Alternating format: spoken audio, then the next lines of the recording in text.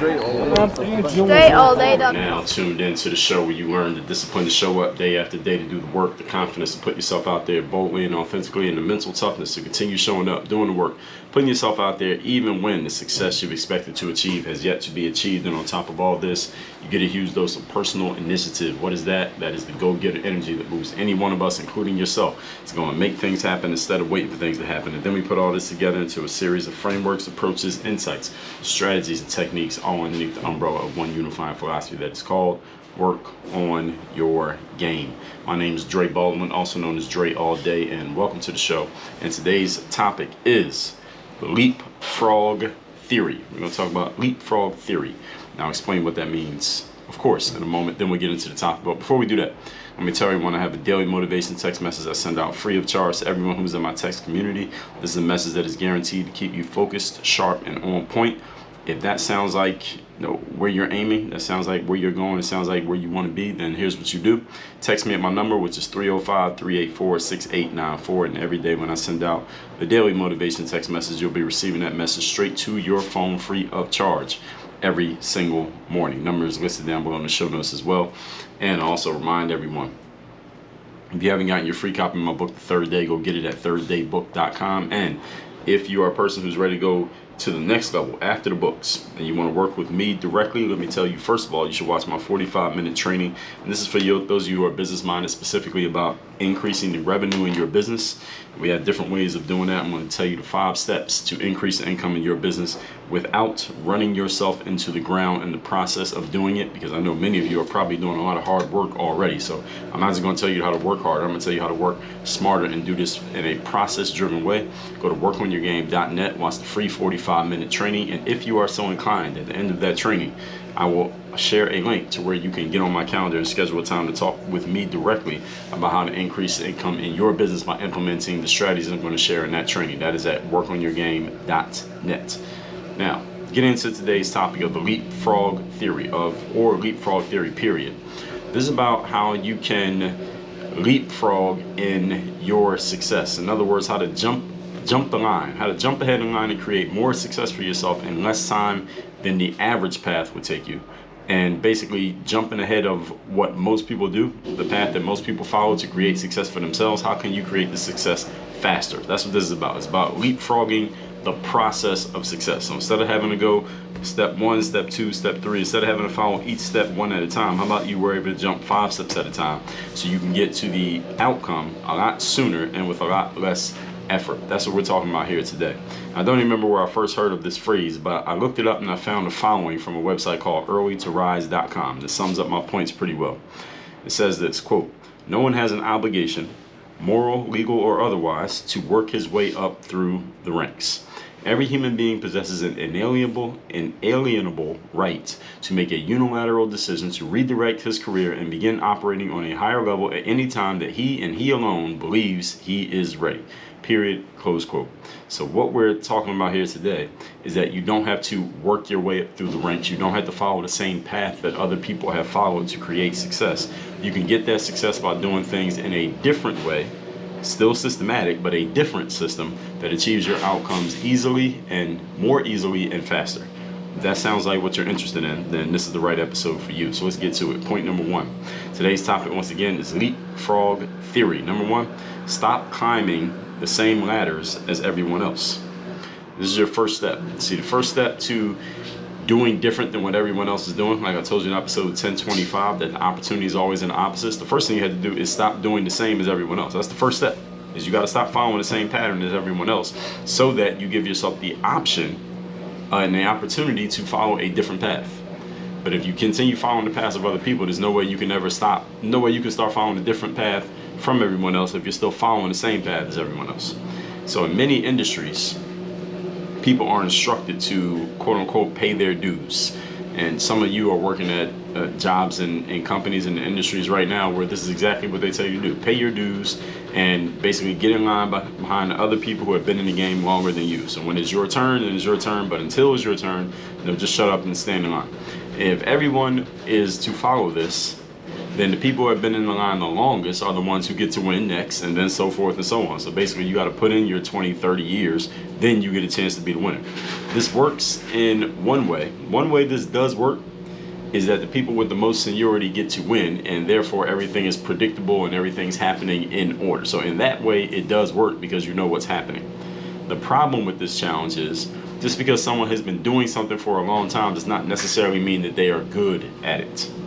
For example, I, over the years, have, being that I'm a public figure and I publish things, on social media, I often hear from people who are older than me, probably a generation or two or three even older than me, and I've been publishing for a long time. So there's been people of different age brackets, but older than me at whatever times, who have offered me advice or any kind of feedback, or they're basically just sharing their opinions on anything that I've been sharing, and their justification for offering such feedback is that they are older. That's their justification, is that, well, look, you're 30, I'm 50. You're 40, I'm 65. You're 27, I'm 42. They offer their feedback with the justification of it being, well, I'm older than you and I have more experience in life than you. Therefore, my advice is sound and should be followed just for that reason alone. My answer to that is bullshit. Just because you are older and you have more experience in doing something does not necessarily mean that you are good at it, nor does it mean what you have to offer in that space is actually useful to someone else. And they are mutually exclusive. All right, the amount of time you put into something does not necessarily mean that you're good at it. Has any of you ever seen someone working at a job or running a business and they are not really that good at it, but they've been doing it for a really long time? Anybody ever seen that? Of course you have. All right, there's a woman working at the front desk in my building right now. They're always cycling out different front desk people. There's this woman who works there. I don't know what exact age she is, but she seems, she's older than me. She's probably, I would say she's probably in her 50s, maybe in her 60s. And she's older than me, probably a generation, a generation or two older than me, but she's not really that good at her job. See, the front desk job, I've never worked the front desk job. Actually, I have. I worked at the register when I worked at Pizza Hut when I was a teenager. But any kind of frontline type of work that you do, where you're the first point of contact, where customers or clients or whoever comes into a business, and that's what the front desk is at a building. That person needs to be friendly, gregarious, those happy person, smiling person. They want to create a great first impression on anyone who walks in the building, because that's what their job is to be that great first impressions individual. I remember I went to a hospital once, and there was the woman at the front desk had the little name tag, not the name tag, but the little bar that they put on the desk that says what the person's name is. It didn't say that. What it said was, or it said their job title. And her job title said, it was like the vice president of first impressions. It was something like that. That's what the frontline person is supposed to be. This woman is the exact opposite of that. She never smiles. I've never seen this woman smile one time. Even when I speak to her, and she's like even polite back to me, she doesn't smile. She won't say anything to you if you don't say anything to her. So if I walk by the front desk and look at her and don't say anything, she won't say anything. She won't say hello, how are you, none of that. No smiles, no nothing. She absolutely should not be working at the front desk. And I don't know how the hell the company that she works for, who all they do is supply these type of workers, how the hell they hired her for the job. It must be a shortage of them being able to find good people if she even got hired for the job. I'm sharing all that to say, just because you've been doing something for a long time, and you've been in the game for a long time, does not mean you are owed anything. So it doesn't mean you're good. Definitely doesn't mean you're deserving of anything, and it doesn't mean that you are qualified to lead anyone. I'll give you another example. I was a president of the Toastmasters Club in Miami Beach for a year and a half. This is probably six or 7 years ago. Now, before I had taken over the president position, which is the highest position in the club, before that I had been the second in command position. That person was like the vice president of education or whatever they called it in Toastmasters. So I had been the second in command, then I ascended to first in command. And the way that I got the position was different from the normal way that presidents get named in Toastmasters. Usually there's an election. A bunch of people decide they want to be president. They have an election, and one person gets elected, they become president. It's kind of like they do it in government. But in this situation, I had been the second in command. The person who was first in command is a woman named Nanette. Now, Nanette had reached out to me one day and told me, look, with my work commitments and the stuff that I got going on in my life, Dre, I cannot be the president anymore. I cannot honor this commitment. So I'm just going to step aside, and since you're second in command, can you just step up and take the president's role, just take it over for me? And I said, fine, I'll do it. So I took over as the president and basically ran the club from there. I didn't have to go through the election process. And then when the next term was up, I just stayed on as president. So I was actually a president for like a term and a half in Toastmasters. So what ended up happening, and it shouldn't have happened this way, but it did, is that the person who became second in command to me, seeing how I had gotten my position, they assumed that because they were now second in command, that it meant they just got to automatically ascend to the president position after me. And now this is the false assumption that people had, and I realized it, but I didn't really care what ended up happening. So I didn't really set that person straight and say, just because you're second in command does not mean you get to be the next president. Because while that is how I had gotten the role, that doesn't necessarily mean that's how everybody else should have gotten the role, because not everybody else was built to lead an organization. I was built to be in a leadership position. I had the skill to be in a leadership position. The people who came after me, because they kept doing it this way, they were not built to be in leadership positions, and the quality of the club decreased. The quality of the type of people who were being attracted, the membership went down, the overall ethos of what was happening in those meetings got worse after I left. Not necessarily because I was so amazing, even though I am amazing. It's not because I was amazing, it's because we didn't have people who were qualified to be leaders of groups leading the group. And that's a problem, and it's only because people had this incorrect assumption about, because I put in this amount of time, I have seniority, which means I just get to naturally ascend to this position. That's not the way it's supposed to work, folks. I'll tell you another example. Tony Robbins talks about how he first got started in the coaching or the life-changing business, whatever Tony Robbins describes his work as. And when he was first trying to get into the business of just coaching people or changing lives or motivational speaking, whatever you want to call it, he was taking this class on, I guess it was a coaching class or an NLP class, and he was so excited by the information that he was learning that he wanted to go start helping people with what he had learned. But when he was excited at the end of one of the first sessions of this class that he was learning from, and a bunch of his classmates were there with him, Tony was so excited that he wanted to go out and start coaching people with the little bit that he had learned to that point.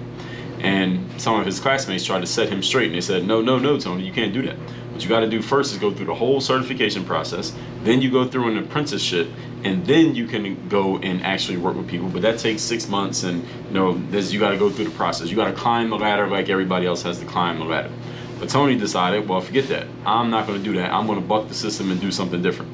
And because of this decision and many others that he made, Tony had and still has a lot of haters in the industry because he jumped the line. He did not follow the same process that most of the other people in the coaching or life-changing or motivation business, whatever you call that world, the personal development, let's call it personal development. Tony has a lot of haters in the industry simply because he didn't follow the same process that all the rest of them did. He didn't go to some course and get certified by some coaching federation and get some certification from some college and all this shit in order to prove that he's qualified to coach people. He simply didn't climb the same ladder that the rest of them were climbing. He climbed a ladder, but it wasn't the same ladder as everyone else. I'll give you another example. I knew someone who was in the fitness industry, and they were saying that they wanted to get more clients. And I said, all right, well, why don't you just go, I gave them some ideas. Like, why don't you just go to this place, and just drop off you could even put bulletin board postings up inside of these buildings. This person would work with clients in hotels and high rises and apartment buildings. Just put your advertisements up and just say, hey, if you're interested in working with me, then just take this number and call my number, and I'd be happy to work with you. And this person was pushing back against me and saying, well, I don't want to do that because I don't have these certifications, or I don't have a certain personal training certification. Because there was a time I was thinking about getting a personal training certification, so I bought the book that you had to study and so you could pass the test. And I never even read the book, so the book was I wasted my money on buying the book. But the whole thing is, folks, the reason that those certifications exist is so that they can control you. Certifications exist in a whole bunch of industries.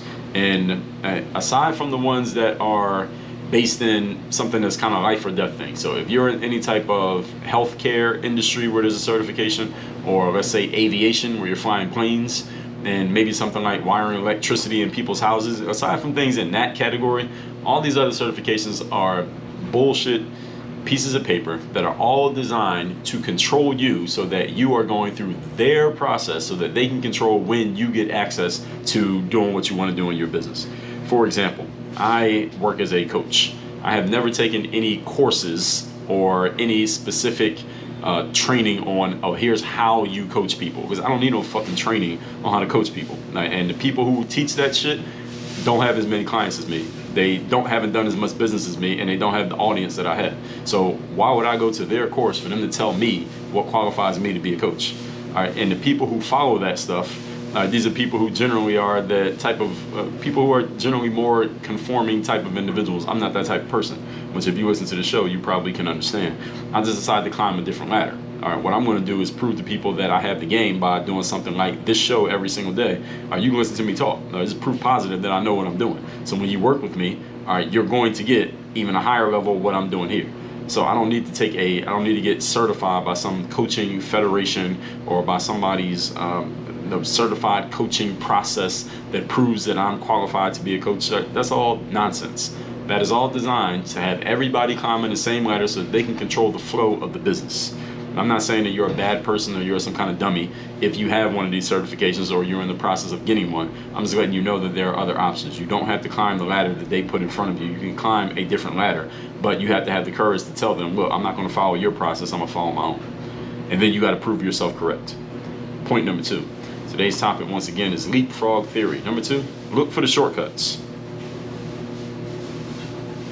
Look for the shortcuts that can get you to the outcome without you having to go through the same process as everyone else. Now, disclaimer, while I do not recommend shortcuts all the time, there are times in life when you do have to put all the work in. All right, there are times, and there are also times where a shortcut is applicable and useful. So this is where your skill of discernment comes in, your skill of judgment. For example, most high school basketball and football players cannot skip college and go play their sport on a professional level after high school. All right, that would be a shortcut. Skip college and go play on a professional level. Most professional athletes need 3 to 4 years of collegiate seasoning before they are physically, mentally developed and skill-wise developed enough to compete at the professional level. Most of them do. Now, the reason why this may perplex some people is because most of you notice and you remember the ones who stand out are the ones who don't need it, right? The LeBron Jameses, the Kobe Bryants, people who go to college for 1 year and then they're just amazing and then they go to the pros and they're great. But most, that means more than 50% of athletes who are at the professional level, I don't have the exact stats on this, but I would bet that it's true. I would bet money that I'm right about this, is that, or accurate is a better term, is that most professional athletes needed or had, let's just say they had it, whether they needed it or not is arguable, but they had 3 or 4 years of collegiate seasoning before they became a professional athlete. Now in football you had to have 3 years, but in basketball even, most professional basketball players had 3 or 4 years of college before they went to the pros. So the ones that you know about who skipped high school or they did 1 year of college and then they went straight to the pros and they became amazing, those are the exceptions to the rule. And that rule is proven by every exception. And this is something that generally cannot be shortcutted. But on the other hand, something such as the professional speaking business, you don't necessarily have to start out, or the coaching business for that matter, or the course creating business. 3 areas where people feel like they have to climb a ladder and follow a certain process that they saw everybody else follow, or they saw certain people follow, or someone's trying to sell you on, you got to get certified by me in order to be qualified to do this. In those industries, you don't have to start out giving away your stuff for free in order to reach up to the, let's say, the $10,000 or $25,000 per gig level. All right, in the professional speaking business, you don't have to give 100 speeches for free before you can start charging $500 for a speech, or $1,000 or $10,000 or $30,000 for a speech. You don't have to give 100 free speeches. You don't have to pay your dues in that way. You go straight to $10,000 from the beginning if you want to. You can shortcut it and go straight to what you want. If you're in the coaching industry, as long as you can provide people value, that they can see the value in it, all right, you don't have to start out coaching people for $100 in order to start charging them $10,000 or $50,000. There's nothing stopping you from doing it right from day one, as long as you can sell it and as long as you can get somebody to buy it. All right, that's the game that you're actually in. The shortcut can simply be you declaring yourself to be in a position that other people take years to declare themselves to get to, and you decide you're going to get there in months or weeks instead of years, maybe even today. See, a disclaimer to this point is, again, If and when you do this, you're going to attract a lot of haters. You're going to have people attacking you simply because you're not following the same process that they are following. But that doesn't mean that your process doesn't work. See, it's just they don't have the courage to do what you did. That's why they're attacking you, instead of just saying, hey, how about I get on the same program that they're on? The negative attention that you attract is usually proof that what you're doing is working. It's usually people who are not achieving anything don't get negative attention. Point number 3. Today's topic, once again, is leapfrog theory. Number 3, work on your mindset and stop talking yourself out of things that you believe or have been taught to believe you are unworthy of. This is a big part of leapfrogging. Because see, leapfrog is you to go from level 1 to level 4 without going through levels 2 and 3. It's just jump straight up to level 4. But it is impossible to do this if your mind is telling you that you are unworthy of jumping from level 1 to level 4. See, if you think that you're not quite even good enough to get to level 2, how are you going to leapfrog to level 4? No, you won't. This is a mindset thing. And I've said many times here and many times in all my material that the majority of success and failure in life, folks, is based in mindset. It is the baseline, it is the foundation of all success, is the foundation of all failure. If you want to leapfrog in your success, in other words, you want to take 10 years of work and compress it down into 1 year, it's possible if you have the right mindset to do it. But if you don't have the right mindset, you can have all the right resources, tools, skills, and opportunity. Without the right mindset, you will blow your opportunity. You won't do it. You won't achieve it. You can still get there, but it's going to take you a normal 10 years. If you want to do it in 1 year instead of 10, that's the insight, going from 1x to 10x, like I talked about in episode 1177. You got to get your mindset right. That's where this starts. I talk to a lot of people every day who reach success, but they take longer than necessary to reach their success simply because they had to spend so much time on doing the learning mindsets or unlearning mindsets that they have been taught or have picked up in or conditioned themselves to have based on what they had heard or had decided to believe about themselves. A lot of people reach success slower than they could because they had to undo and unlearn a lot of the garbage that they were taught along the line. So this could be the entrepreneur who, for example, stays 3 years longer than needed at your full-time job while you're running your business on the side because you didn't fully believe in your ability to take that entrepreneurial leap. Or the salesperson who waited 10 years to 5x or 10x the price of your offerings, not because you couldn't get 5 or 10x, but because you didn't believe anybody would be willing to pay it to you, and you didn't believe you were worthy of asking for that price. So you stayed small for a longer time than you needed to. This is 100% a mindset issue. This is not a skill issue. It's not a talent or opportunity issue. It is not a resume issue. It's a mindset issue. This is why the be, do, have principle matters so much. That's why I mention it so many times here. Whenever I bring up mindset, we usually come back to that.